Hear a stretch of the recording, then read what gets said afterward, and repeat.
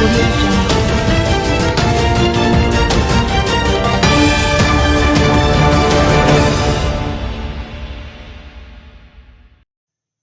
Man found dead at his home in Portmore.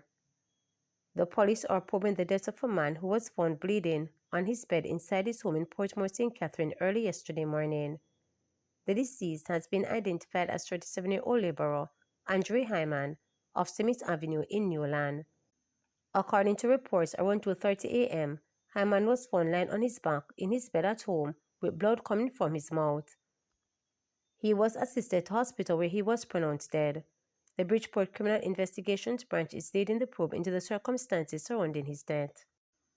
Teen charged in fatal shooting of girl thief.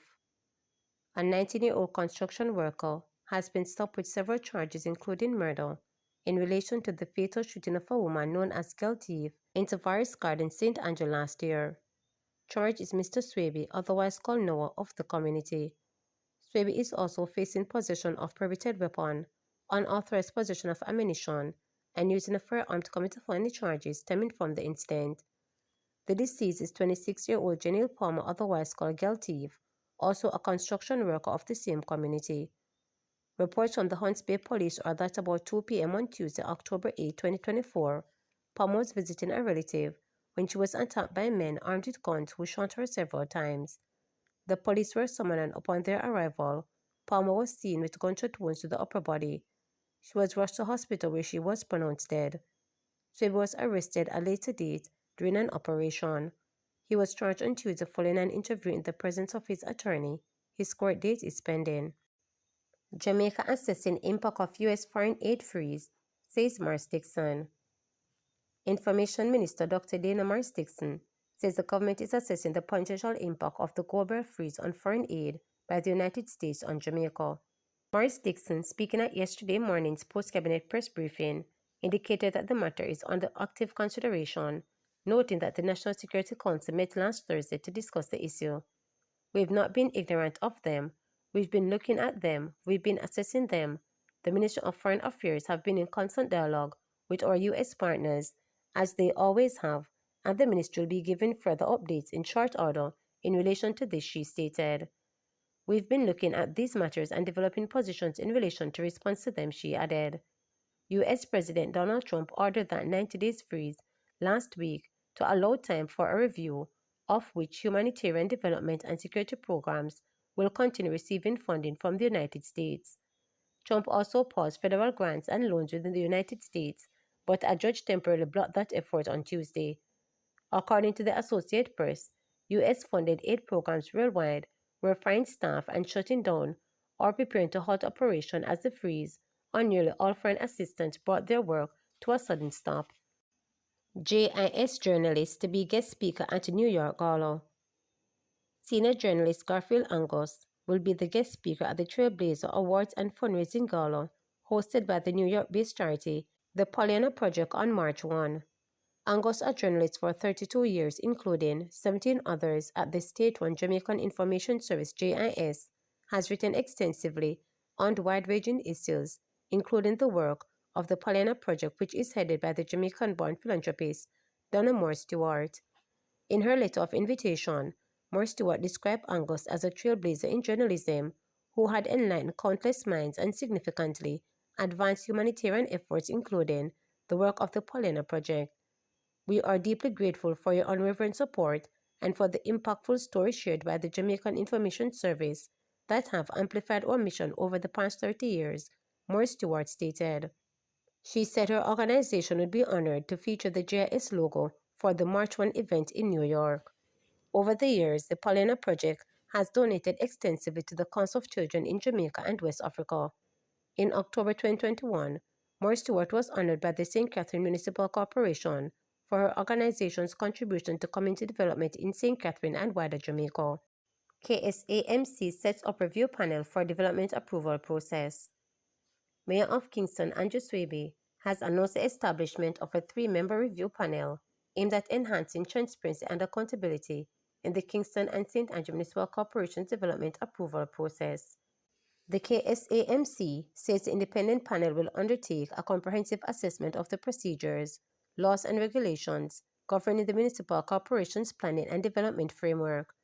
The panel is comprised of Associate Professor of Urban and Regional Planning at the University of the West Indies, Jamaica, Dr. Copeland, Urban and Regional Planning Consultant Lorna, and Real Estate Urban Planning and Sustainable Development Consultant Kevin. The initiative follows concern raised over the last 3 years about inefficiencies in the development approval process and the enforcement of planning and building guidelines. The KSAMC said the panel's work will focus on identifying weaknesses and deficiencies within the current development application process and proposing actionable recommendations. Ministry pursuing partnership to integrate more technology in agriculture.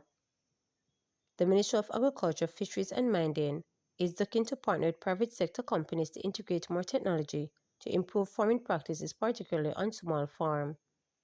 Addressing the 20th Jamaica Stock Exchange Investment and Capital Markets Conference at the Jamaica Pegasus Hotel in Kingston recently, Portfolio Minister Floyd Green underscored the importance of infusing technology in the sector. We have to transform agriculture through technology. How we do agriculture now has to be different than how we did it 10 or 20 years ago. That means we have to continue to infuse modern technology, he noted. Additionally, there are significant challenges in agriculture now in relation to labor, and the only way to truly treat with these labor challenges is through utilization of technology, the minister added.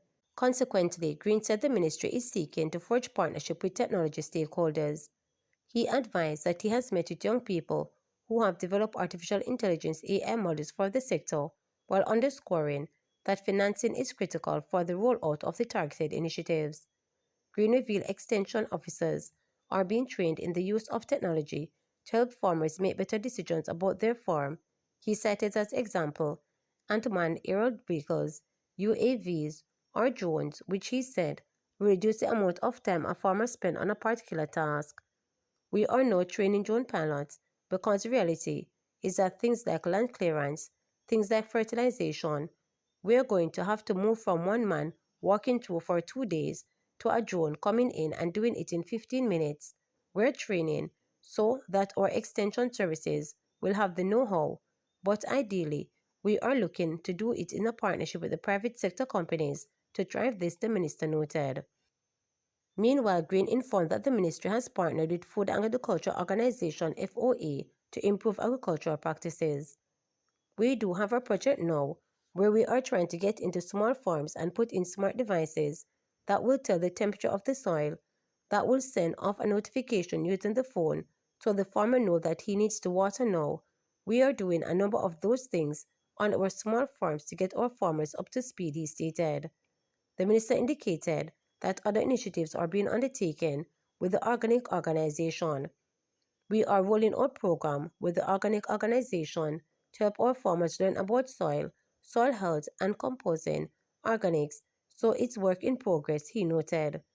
We don't speak about soil health a lot, but one of the things that we have to do in transforming agriculture is to ensure that our farmers appreciate soil health and have ways in which they can measure so that they can plan their nutritious regime from a data-driven perspective, Green emphasized. He pointed out that a number of agricultural sector largely stakeholders are able to utilize technology in their operations. What we have to do is to ensure that our small farmers who make up 90% of agricultural sector can access that technology, the minister added. Remember to subscribe, like, share, and click the notification bell for daily updates.